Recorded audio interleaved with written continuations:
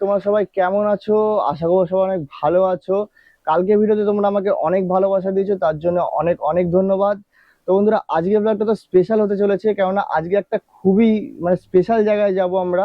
তো বন্ধুরা, তোমাদের সবাইকে স্বাগতম জানাই আমার ব্লগে। তো বন্ধুরা, দেখতে পাচ্ছ ফাইনালি রেডি হয়ে গেছি আর বেরোচ্ছি।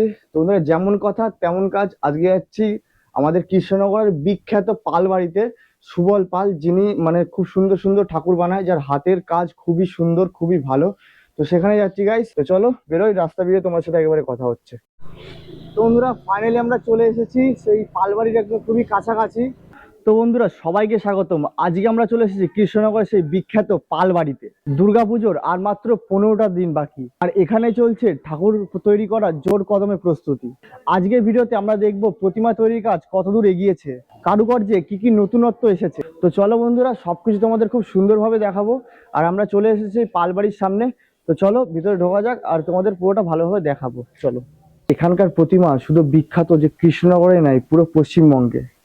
চলুন এবার ঢুকে পড়ি প্রতিমা তৈরির ঘরে।